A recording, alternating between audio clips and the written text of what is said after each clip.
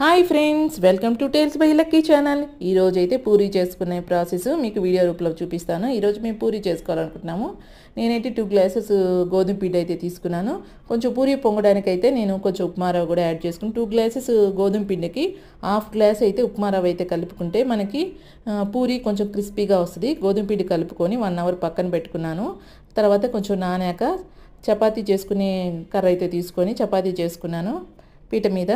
పూరీ అయితే నేను కొంచెం రౌండ్గా రావాలని ట్రై చేస్తున్నాను. నాకు కొంచెం రౌండ్గా రావాలంటే కొంచెం కష్టమే. నేను లక్కీస్ కిచెన్లో ఏ వీడియోస్ చేస్తున్నా అవన్నీ మీకు పెడుతున్నాను. ఇంకా కూడా పెట్టాలని నాకు కొంచెం టైం దొరకట్లేదు, కానీ పెట్టడానికి ట్రై చేస్తాను. ఇప్పుడైతే నేను పూరీస్ అయితే చేసేసుకున్నాను. పొయ్యి మీద అయితే స్టవ్ మీద అయితే నేను బాండలు పెట్టుకున్నాను. కొంచెం పూరీ బాగా పొంగడానికి కొంచెం ఆయిల్ కొంచెం ఎక్కువ వేసుకోవాలి. కాగాక పూరీ అయితే వదిలేసుకోవాలి. పూరీ వదిలేసాక అది కొంచెం పొంగడానికి దాని మీద కొంచెం ప్రెస్ చేస్తూ ఉంటే కొంచెం ఆయిల్ కూడా దాని మీద వేస్తుంటే పూరీ పొంగుతుంది. పూరీ అయితే కాలిపోతుంది తొందరగానే.